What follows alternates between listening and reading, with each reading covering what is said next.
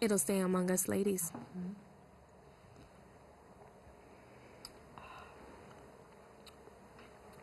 Quite bitter. Okay, Belongs in the bitters.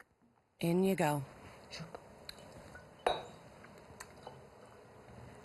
And this? We already tasted this once, but Can we taste it I'm again? not against tasting it again. I'm not against it at all. This will be the sweeter version. Mm-hmm. Okay. To our bitters.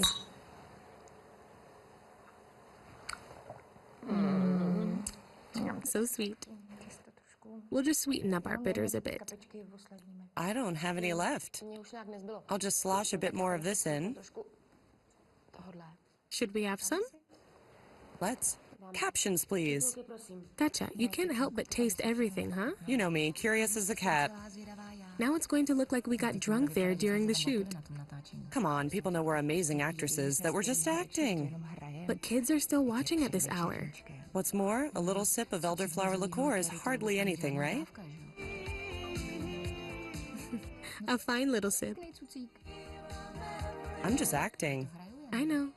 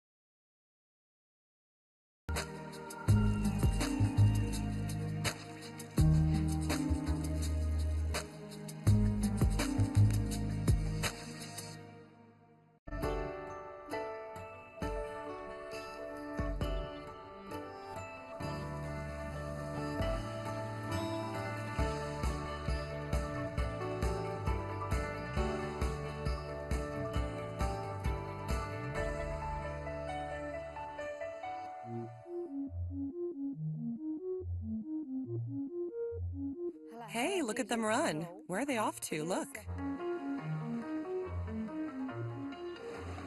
What's that? Come on, you were there with me.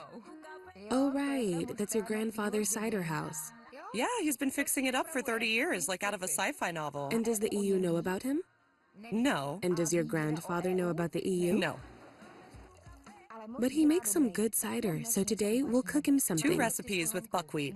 For lowering blood pressure. For Grandma and Linda, we'll make a chestnut ointment for varicose veins.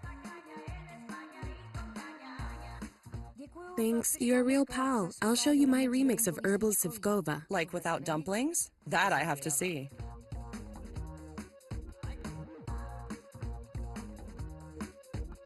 For Grandpa, we have an oaked base aftershave. And today, we'll finish up the Swedish bitters.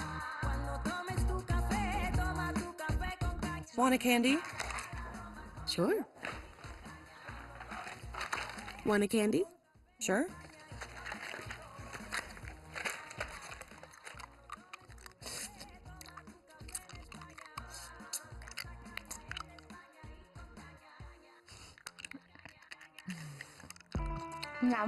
A candy in my mouth. Buckwheat originally comes from the Himalayas. That's why it does well in hilly terrain. The Tartars brought it to Europe during their raids.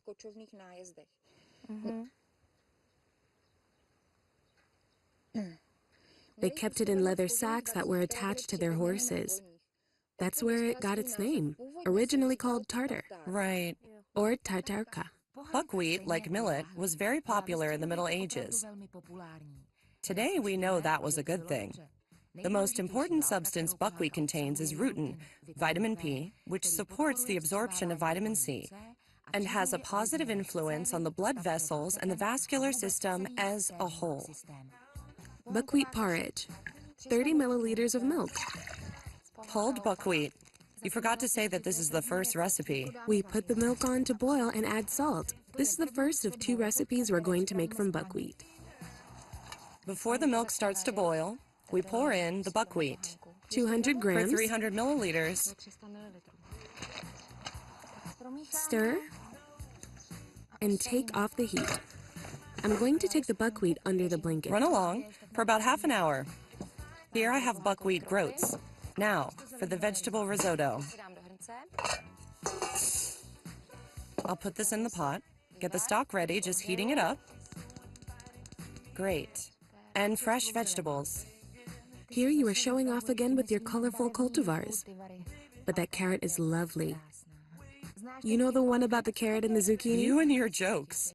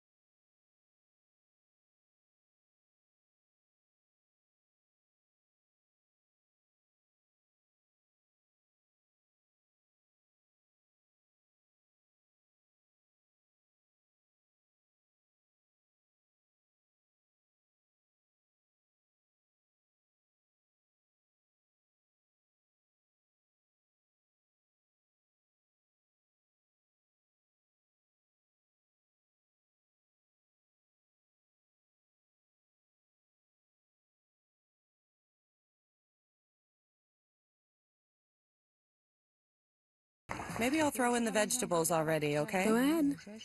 It's risotto after all.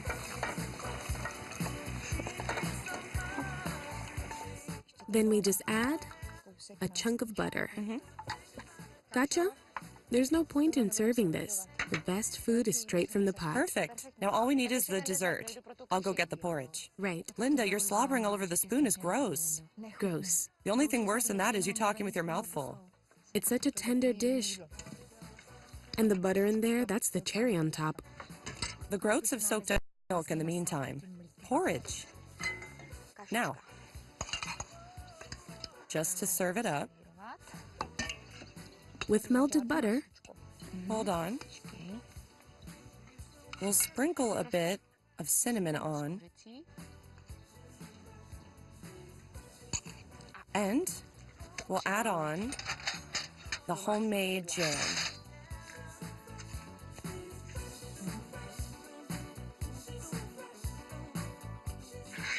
Move over. I'm the grandpa. And you're the grandma. Then we'll switch, okay? You bet, Granny. You have to cook this for me. Grandpa, Quiet. you did a good job. Considering you only know how to make porridge, it's pretty good porridge. For those teeth of yours. And now I'm the grandma and you're the grandpa.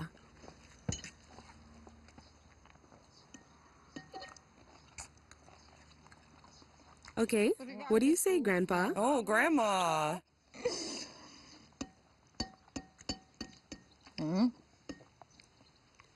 It's good.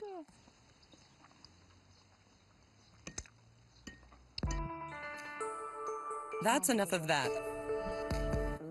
I like the fact that the girls were thinking about their grandma and grandpa with the rutin and the buckwheat, but I'd be interested to know whether they perhaps didn't oversalt it, because that's a risk factor for high blood pressure. No, we didn't salt it at all. Myself, I'd add a bit of protein to the recipe, at least a little bit of meat or some cheese. Though with cheese, you have to watch the salt. Dang critics. My blood pressure's starting to rise. Relax, it'll be fine. Tension doesn't hurt.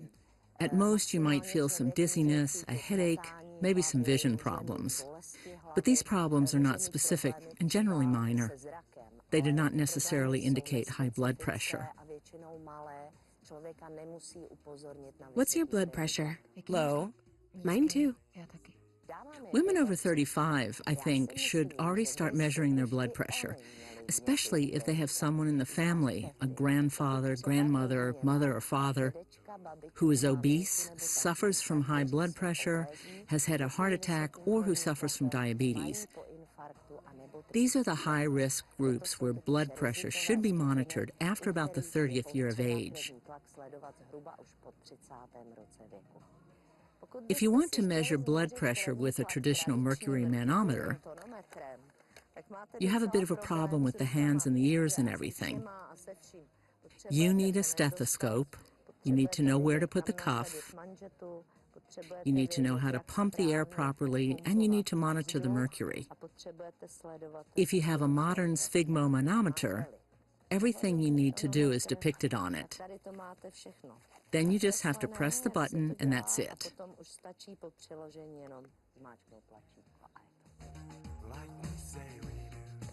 Normal blood pressure values are between 100 and 140 systolic, and up to 80 millimeters of the mercury gauge of diastolic blood pressure. That looks pretty simple. It's true that it's practical. Is that your arm? No. These days, no one has any reason to fear measuring their blood pressure. If you get the right device, it's really the same kind of measurement a doctor would do. It's much more useful for the patient to measure their blood pressure themselves. Thanks. We'll take a little break now. Aw, bunnies. Mňam.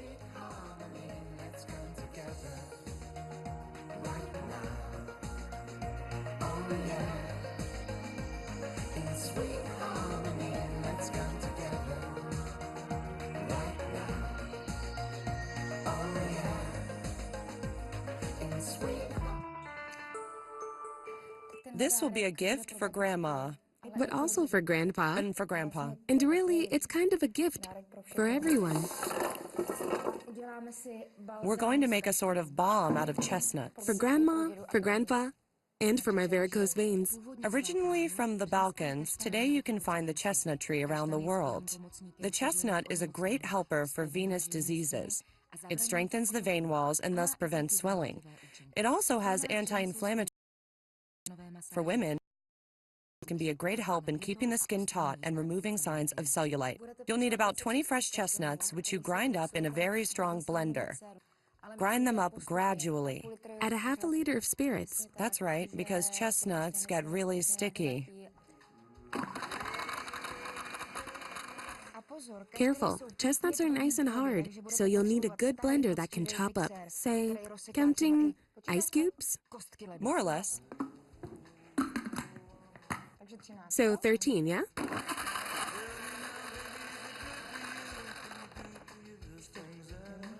It's a long process, and you need a really good blender.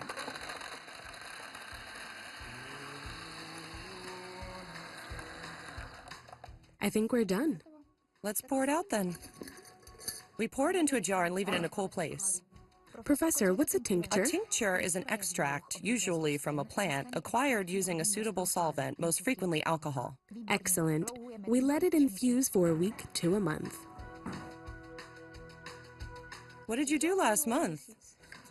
That doesn't matter. What did our ointment do all month? Well, the whole month it sat there and the alcohol pulled out the active ingredients out of the ground chestnuts. Look. So this is our base. That's right. This is the base, and now we're going to strain it and make the balm or the ointment. We need to give it that creamy consistency so it's easy to spread. We'll start with the gelatin. Okay. We mix a packet of gelatin powder into a quarter liter of cold water according to the instructions. But agar, not gelatin. We want plant-based gelatin, of course. Just one thing, the gelatin will set once it cools, so don't worry and don't add more. Use plant-based gelatin, and once it's come to a boil, take it off the flame. It'll start to set later, once it cools. In the meantime, we strain the tincture. Yes, Professor. We strain it through a cheesecloth. While the gelatin is cooling, you have to stir it so it doesn't completely set. It's cooled, stirred. We pour in the chestnut macerate. And now the fragrances. In go 15 drops of rosemary oil, 15 drops of lavender oil, 2 teaspoons of almond oil, 2 teaspoons of coconut oil, and now we mix it. Just so it thickens a bit more. How good does that smell? Powerful stuff. I can't wait to rub your feet with it. Good? Hold on. I want to try. Something like that. This is kind of a test. It's like with jam or when we were making the candies. You put it on a spoon and wait for the small amount to cool. If it's too thick, I don't know what you would do to fix it. Maybe a drop of alcohol. But look, that's not our problem. It's a bit too runny. Ours is... But it's fine. It's a Right. balm, not an ointment. Come on, Yes. let's pour it. This chestnut balm is perfect for strengthening the vein walls, so it's an ideal gift for your grandmother and for your grandfather. Unfortunately, you can't eat them, so we'll rub them on our footsies from the outside. I'm all done. Thanks. Toodaloo. At first, it's a bit sticky, but then it dries and you don't feel like you've rubbed anything on at all. I do not have varicose veins in my hands.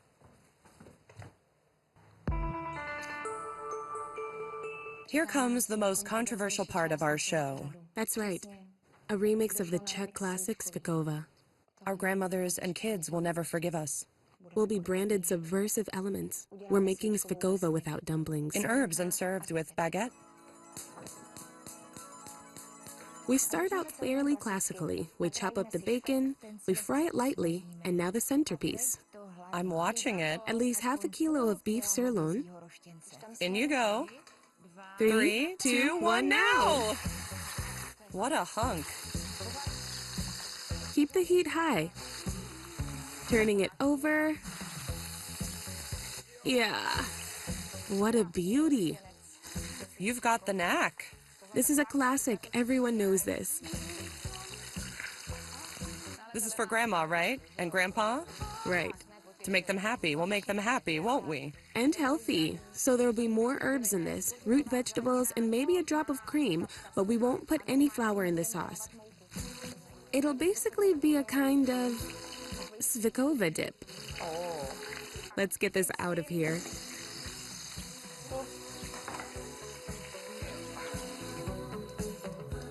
What a lunch this'll be.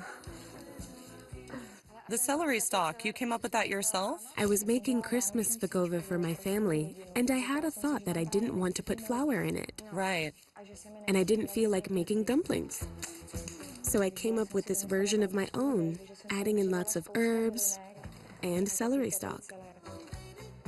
Oh yeah, you told me that. The whole family was silent and eating away. Everyone was so fascinated and ecstatic about how fantastic it was that they couldn't even talk. I mean, I hope they weren't just pretending. So celery stalk, that's your secret? That's part of my secret. Just you wait. This'll be interesting. More chopping. Yes, we chop up the vegetables. Yes, carrot, parsnip. And celery. Celery stalk, though. Get that off. What was that? It was an onion. That too. Chopped up too? That belongs in there too.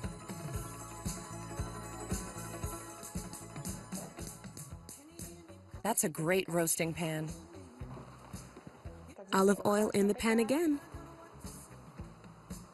But different. The cubes of bacon. Bacon with olive oil? Keep it to yourself. Do the bags. So, bags for the spices. That's a thing people used to use. Now it's fallen out of use a bit, but it happens to be great. Because then you don't have to spend 2 hours fishing the spices out. Allspice, juniper, peppercorn, bay leaf. Right. And now I'm going to add the veg. And we fry it. How long? 20 minutes. And now it's done. The vegetables are nicely fried, so we can turn it off and apply the meat.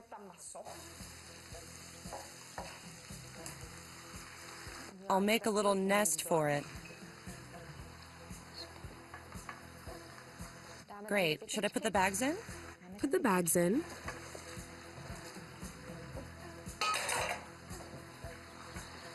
So, up until now it was fairly classic. Now we're going to start with the herbs. Let's see. This is my trick. Fresh rosemary. In svikova? In svikova. This'll be something. Then we add... Thanks. We add thyme. I just kind of crumble it up in there. And the last trick is lavage. So this is the other half of your secret, is it? And to top it off, I add some lemon slices. It's better to kind of bury the things down in there. We'll pour some water in and get it in the oven. How long?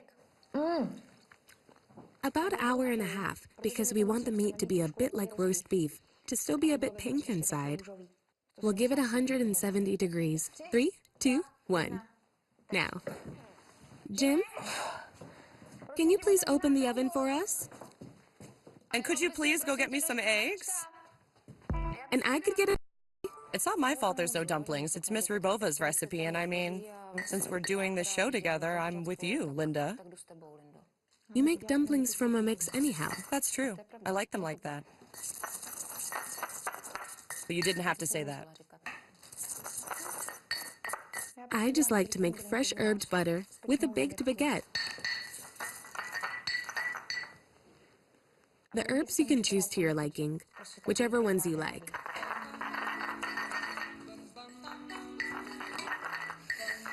We let the butter sit for a bit so that everything blends together better. Gotcha. You can start to dump it in there now. You see?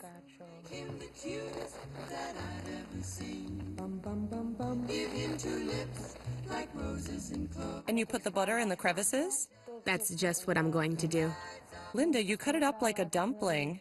Just to make you happy. We stick the butter in there like this. And when we bake the baguette, we'll have the advantage. that it will bake from the inside a bit too.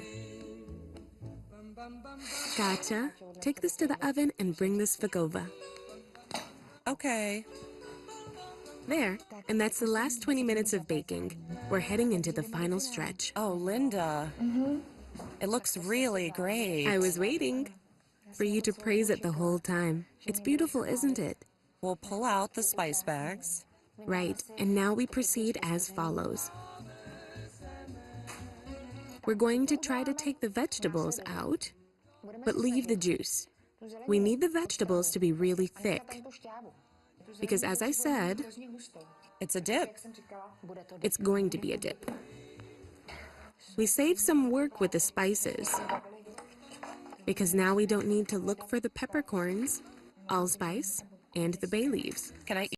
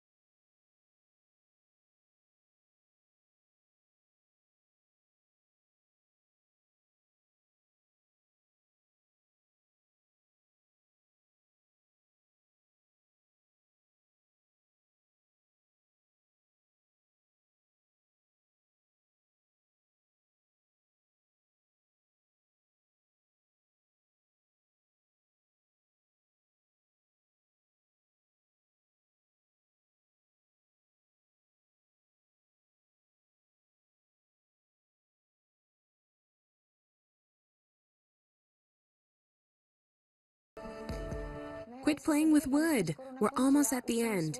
I already bedazzled my grandma with my tenderloin. What do you have for Grandpa? For Grandpa, I have a slightly easier recipe. Oak bomb. You oakhead.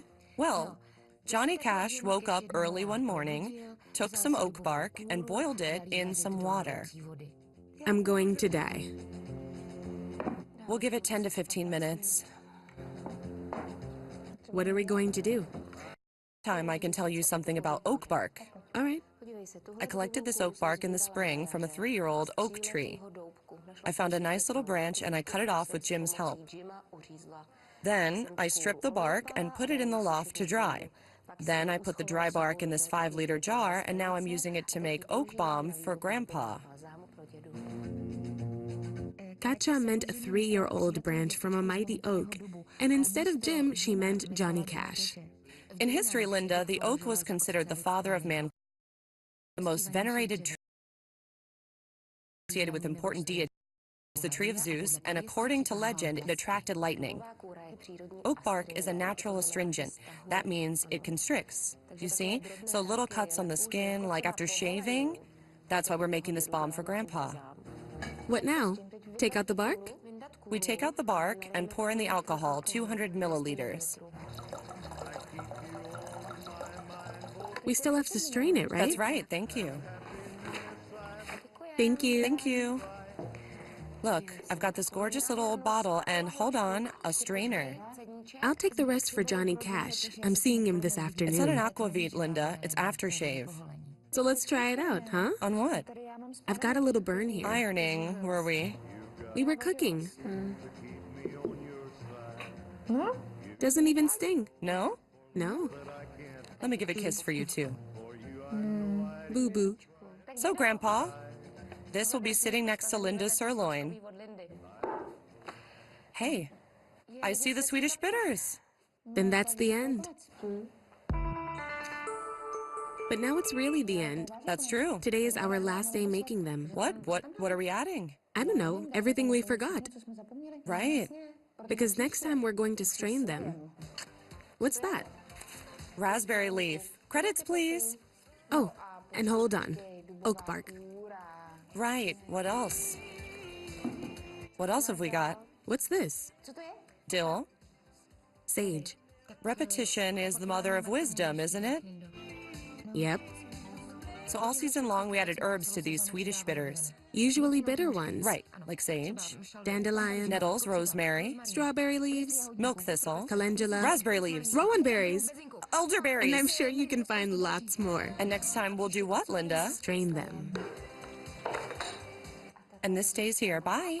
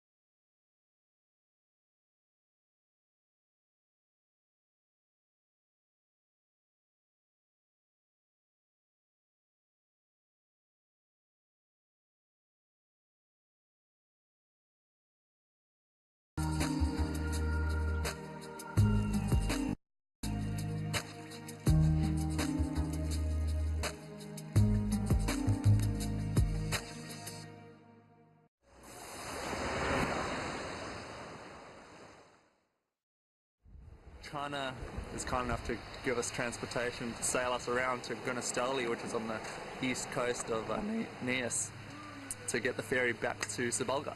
Yeah, so now the next leg is Sabolga to Padang. So we'll probably leave it tomorrow morning and hit the road, continue cycling. So it's going to be fun. It's going to be difficult, but that's part of the trip. It's raining outside right now, so I think it's good. Keep us cool. Eddie Wu says that it's 88 kilometers to the next town, so we'll see if we can make it, but if we can't, we'll be camping or sleeping somewhere. Ryan's got a tummy bug. How do you feel? I don't think it's a tummy bug. Yeah, it's 8 for me. It's making me shit a lot.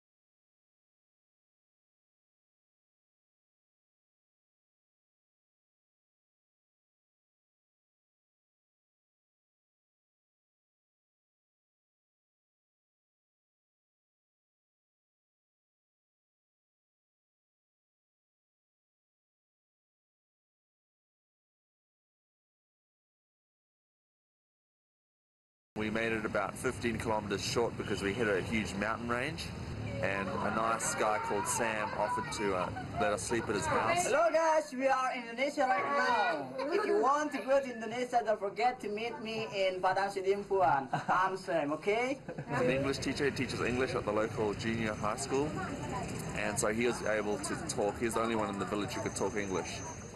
Exactly, the tourists from Australia, England, and German, so friendly. Okay. It's so different with French. Yeah. Sometimes I meet with my friends, they said, hello guys, how are you? They said, excuse moi, no English, French choice. So I don't like the French people. Yeah. And while we're in there, everyone was crowded around looking. They said we're like a movie star because they only see people, foreigners, on the TV. So when we were there, they're just staring. So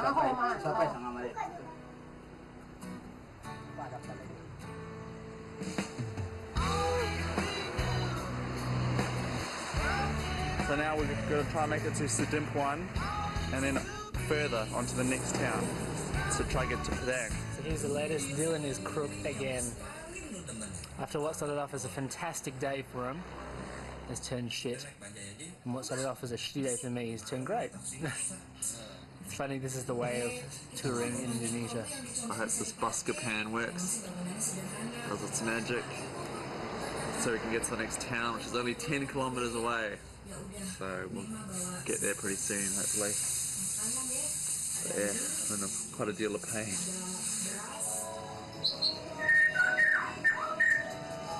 Basically, we decided that after 160 odd kilometres of cycling, we wanted to rest ourselves again and not push ourselves too hard, because last time that happened, we both got sick.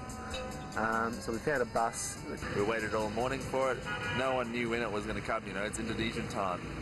And they travelled just about 10 hours southeast to the town here called Bukit. Bukit is a really lively touristy place, and that's where we are now. We found this place in the middle of the night last night. Me and Dylan are sort of in a bit of a disagreement about what we want to do. I want to spend the day here, and they supposedly have the world's biggest flower. They've got some lakes, lots of natural things to see. Whereas Dylan wants to push on down to Padang, get down there, and I don't know why, because there's nothing to do down there. The only reason we get up Padang is so we can get out to the islands. So we caught the bus because we're running a bit behind schedule. Yesterday we were meant to be in Padang. Yesterday we were just trying to organise boats in the Mentawai. Unfortunately, we can't get on the boat in Nusa Dewara. It's being chartered. And then our other contacts on the islands, all the surf camps, or the ones that we know, are full. me and Ryan are going to have a discussion now on what to do. We'll get to Padang tonight, and we'll still have to organise a ferry and surf camps to leave on Friday. You know what I mean? Well, that's it. We've got to find out when that ferry leaves because we've heard two different stories. You know? Simon said it leaves tomorrow night. Rick says, oh, the only one's on Friday. Tonight. Yeah, tonight. I don't know. We were going to push to Padang today, but we decided against it. We're just going to rest and then head tomorrow. Just a nice clean trim. Where'd my hair go? And catch the overnight ferry tomorrow night. Apparently it's also a pretty rickety boat.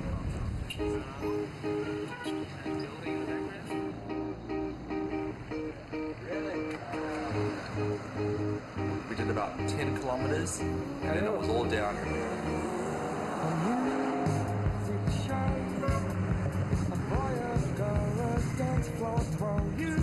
It was long, it was probably about 30 to 40 kilometers downhill. We went through the most beautifulest range I've probably ever cycled through. There's just nothing but downhills, it's so tough. And carrying all that weight, you do not want your brakes to fail.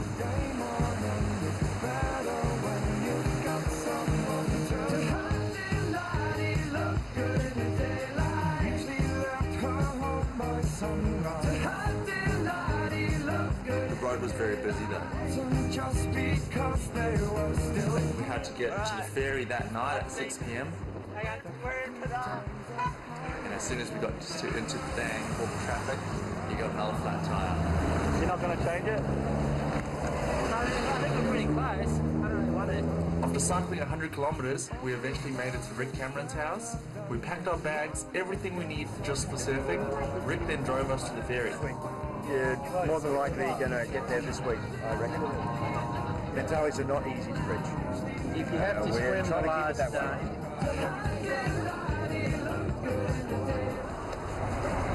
They say the weather's going to be good, so it's going to be better than that other ferry trip we took.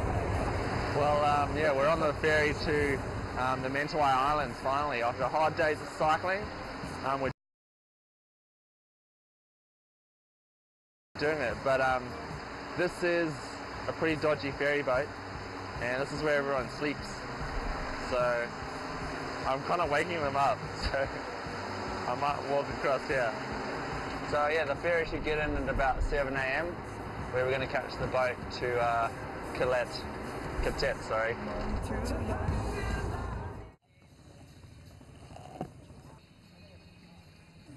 And we're just trying to get a boat ride to the bottom. It's a 2-hour boat ride, there's no roads there, so... thought we're catching a speedboat down basically the eastern side of the island through the ocean to the resort. And in fact, the speedboat has turned out to be a canoe with a motor on the back. And we're actually making our way, it looks like, through the mangroves, which are on the side of the island. So we're not going in the ocean, just sort of cutting down, finally through the mangroves. It took us about 4 or 5 hours in this little boat from the top of the island to the bottom. And yeah, it was interesting, it was fun, it was an experience. Surf tourism has really taken hold in the region. Now there are some 40 yachts and charter boats that work the area. Check out these guys.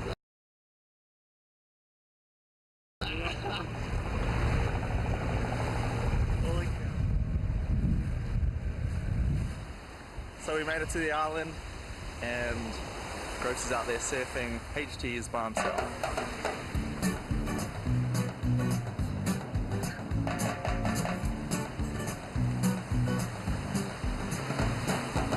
Stroll down from the villa, check out the waves, and it's pretty good. 7 days of solid surfing. Yeah, I think we should get out there, have a surf. It's good.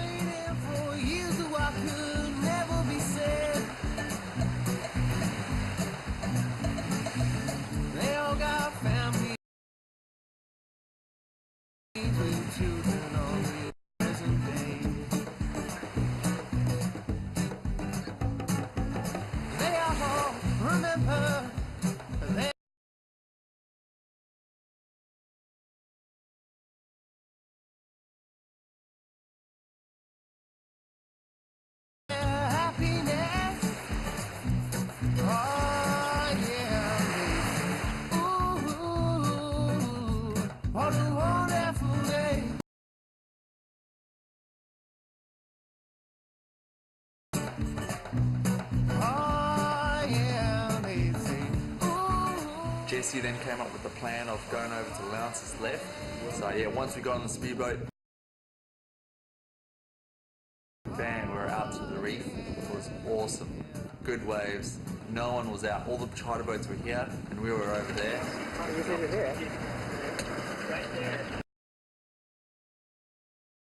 We'll see when it really comes.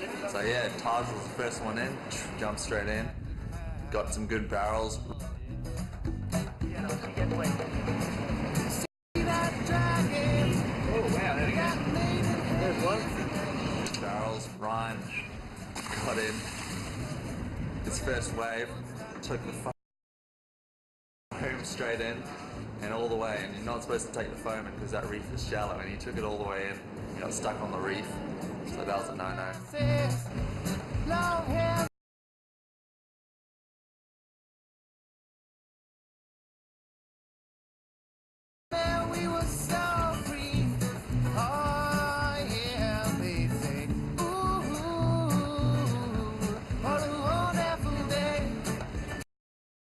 Short time that we've been surfing in Indonesia, already, I noticed that my confidence has been growing with the size of the waves that you go for. But yeah, we had a good session. Ryan had lots of fun. He's really stoked. He got some good waves.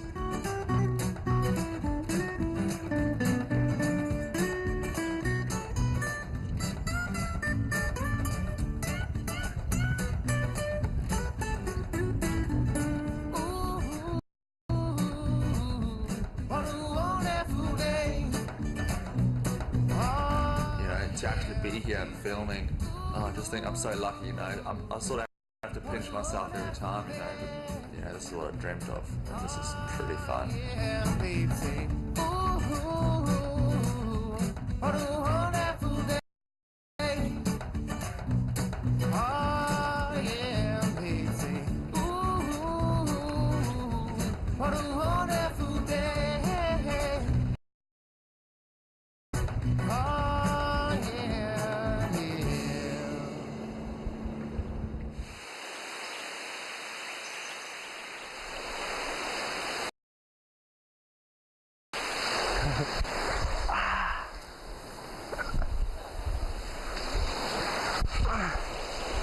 Oh hey guys, how are ya? Didn't see you there.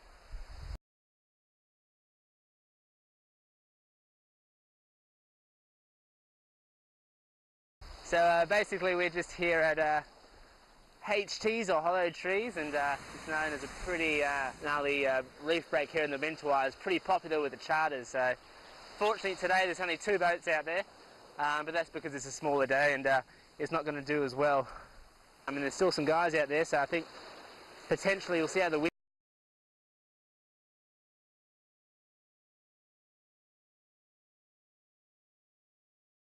is this afternoon, and we'll basically might jump back in the speedboat and head round there again. Hopefully no one will be there.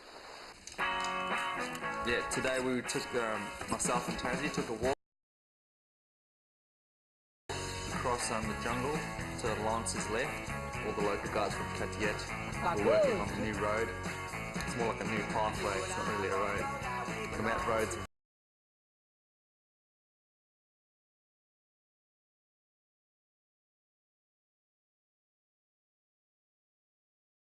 eventually going to go all the way around the peninsula. We got right up to the top of a hill where you could see the break, and unfortunately there were about 5 or 6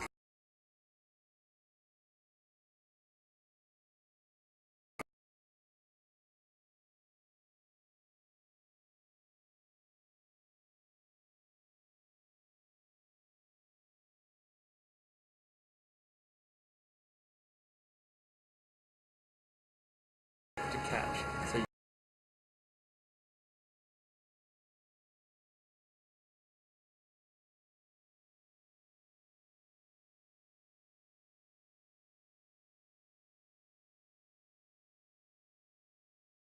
couldn't really surf them. Once we got there, we realised there were more people out than we thought before. Over 30 at least.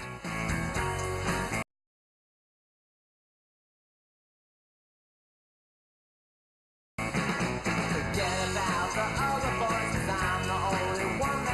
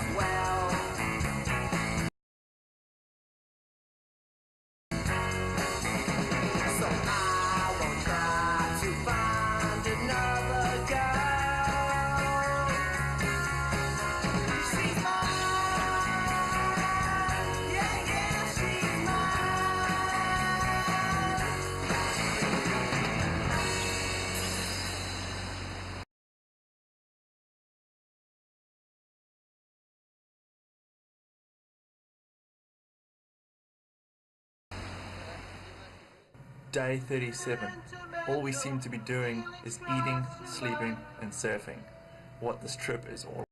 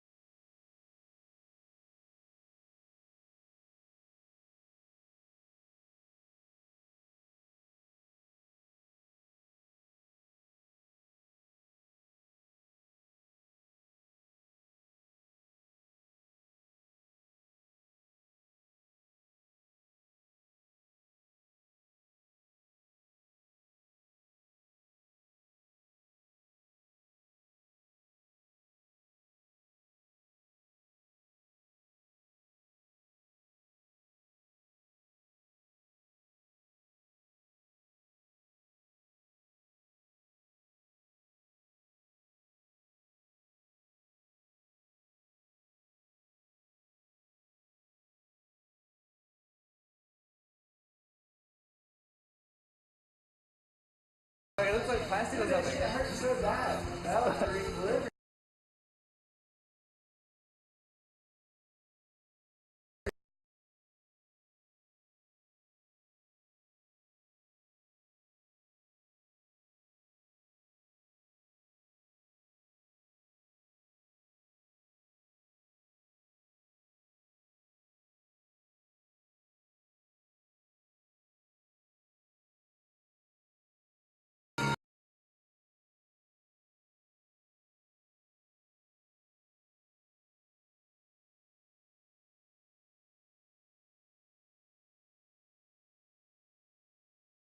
The boat broke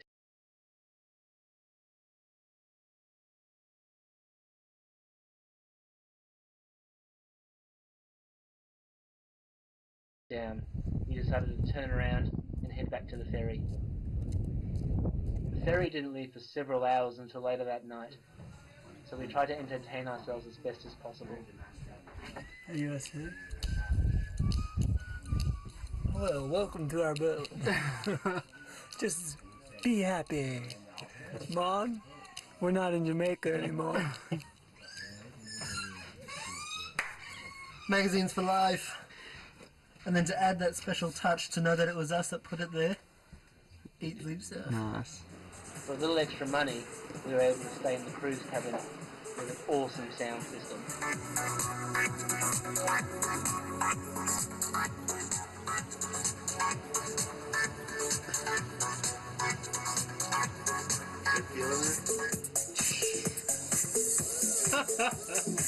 Oh, God!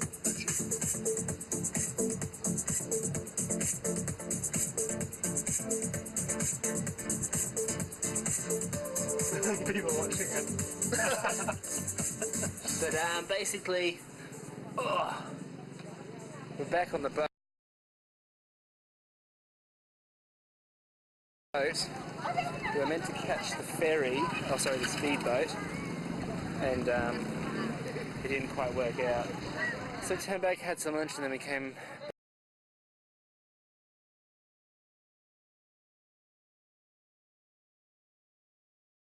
back up the island to the ferry where we caught originally, and now we're on here now, heading back to Padang, and we've got to continue on. So it's put us a day behind, but that's not too bad.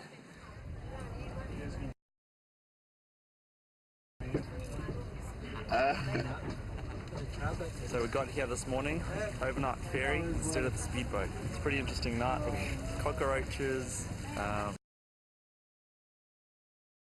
rats, everything you can think of. No, we're at Rick Cameron's house here in Padang. Beautiful views of the Indian Ocean and islands everywhere. You can see the coastline that we're going to cycle. It looks pretty mountainous. And tomorrow we cycle to Bengkulu, which is about 300 k's away. So we've got to get there in about 3 days.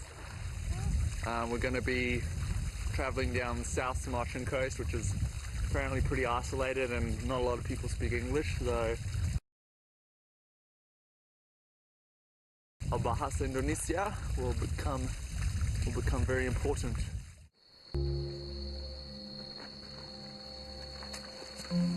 After staying over I headed down the hill. My front tyre exploded, and to avoid hitting the person in front of me, I swerved off the road and fell off. The front tyre just went flat, and then because the front tyre went flat, you can't use the brakes. And so when I use the brakes, sort of there's like the speed bubbles, and you're trying to stay the harder you. As I came off the bike, I went hand first and rolled down the gravel. Hey guys. Yeah, fell off already. Just a few.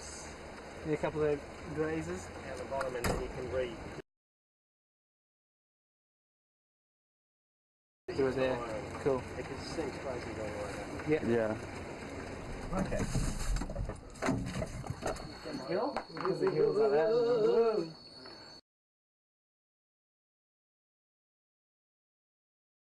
Go over to the cliff? No? Just about.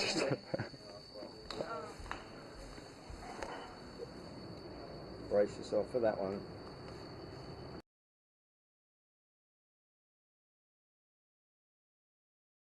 This one. What is that? Is that detox? Is this gonna? No, it's... Whoa. Yeah, yeah, yeah. Yeah, there's